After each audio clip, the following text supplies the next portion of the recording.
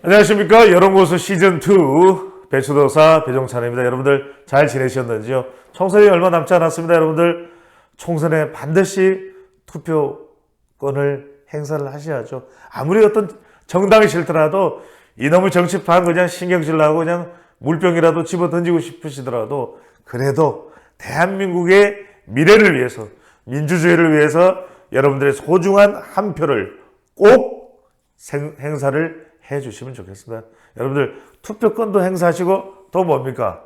구독입니다.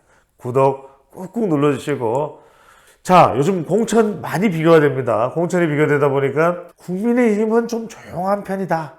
또 민주당은 시끌벅적합니다. 시끌벅적하고 온갖 논란, 뭐 피범벅 공천이다, 이른바 막장 공천이다, 온갖 이야기들이 나오고 있으면 뭐 대장동 공천이다, 추미애 공천이다, 비명 행사, 친명 행제, 이제 뭐 이건 유행어가 됐죠. 이럴 정도입니다. 지지율도 상태가 안 좋습니다. 한국갤럽이 지난 27일부터 29일까지 3일간 실시한 조사를 보면 국민의힘 40%, 민주당 33%입니다.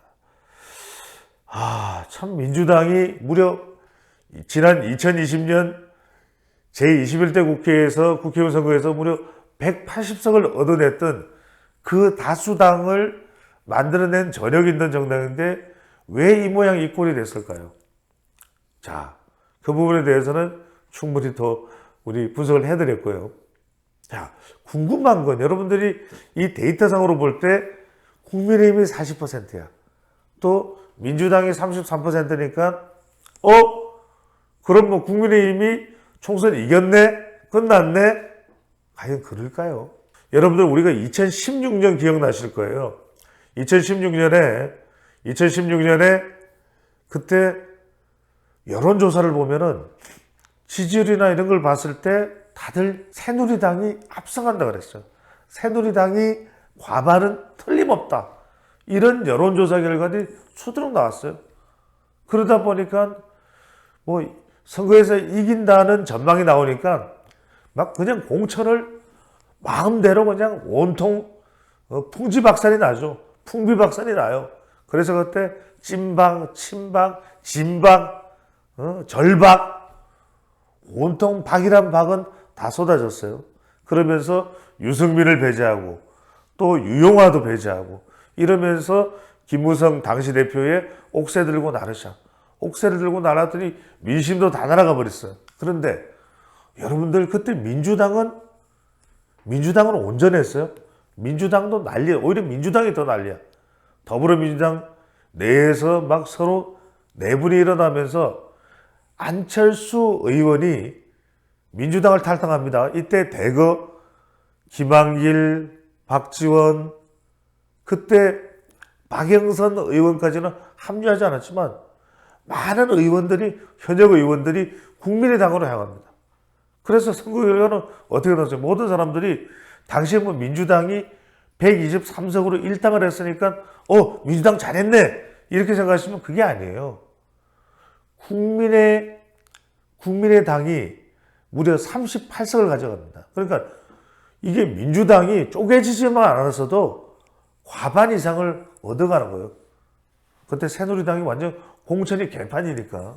그래서 이번 총선을 앞두고 지금 뭐 민주당 공천이 개판이다, 개판 5분 전이다, 막장 공천이다, 연상군 공천이다, 대장동 공천이다, 미스터리 여론조사 공천이다, 온갖 공격을 받고는 있지만 그러면 조용한 공천을 하는 국민의힘입니다. 국민의힘 공천은 조용해요. 별 소리가 나지 않아. 지금 정당 지지율도 국민의힘이 40%고 민주당이 33이야. 국민의힘이 그냥 이겼네. 총선 뭐 볼 것도 없네. 민주당은 엉망진창이고 국민의힘은 뭐 좀 현역 의원들이 아예 안 바뀌어. 이건 무슨 혁신 공천이야. 거의 현역들이 자기 자리 그냥 유지하고 있는데 이게 무슨 혁신 공천이야. 대구 경북에서도 별 변화가 없네. 강남에서도 뭐 새로울 게 없네. 이러다 보니까 그런 비판들이 나옵니다. 그런데 한동훈 위원장은 시스템 공천을 이야기하고 또 조용한 공천, 이게 뭐 나쁜 것만은 아닐 텐데, 그런데 자, 이 대목에서 여러분들이 집중을 하실 필요가 있습니다. 공천 후보자입니다. 공천을 받은 후보자가 방송에 나가서 150에서 160석 정도 국민의힘이 달성할 수 있을 것이라고 이야기하니까 한동훈 위원장이 당장의 메시지를 보냈습니다. 이런 말을 해서는 안 됩니다. 우리는 여전히 위기입니다. 아직까지 우리가 승기를 잡은 게 아닙니다. 이게 굉장히 여러분들 중요한 겁니다. 아직 전쟁을 치르지도 않았는데 마치 이긴 양, 민주당이 별 볼 일 없는 양, 이런 태도를 가지는 것은 엄청나게 무식할 뿐만 아니라 엄청나게 위태로운 거예요. 그런데 지금 시대정신연구소의 엄경영 소장은 167석이라는 이야기를 해요.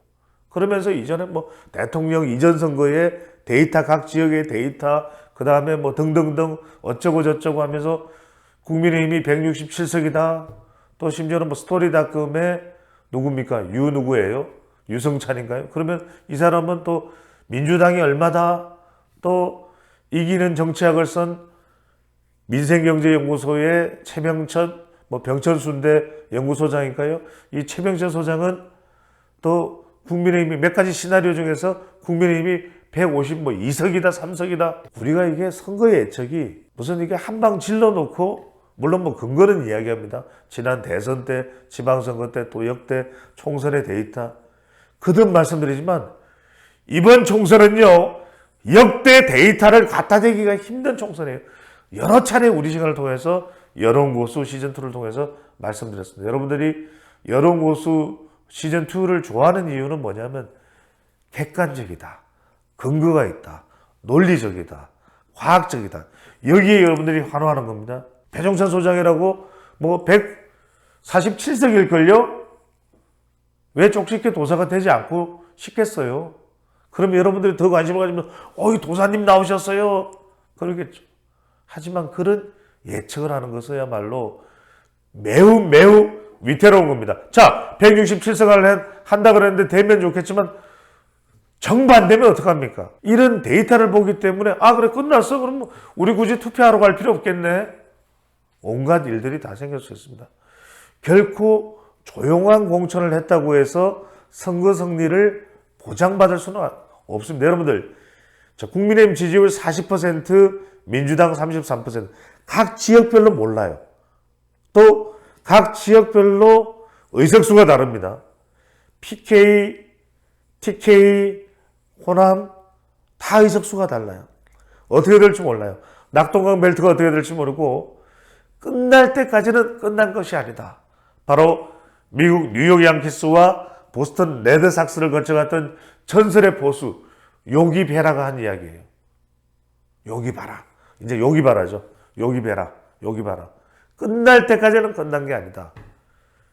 자, 지지율이 앞서고 있다고 해서 조용한 공천이 시끌벅적 와장창 깨지는 민주당 공천보다 낫다고 해서 절대로 국민의힘이 안심을 해서는 안 된다는 것이 우리는 숱한 과거의 데이터를 통해 확인할 수 있습니다. 지금까지 배초도사 배종찬이었습니다.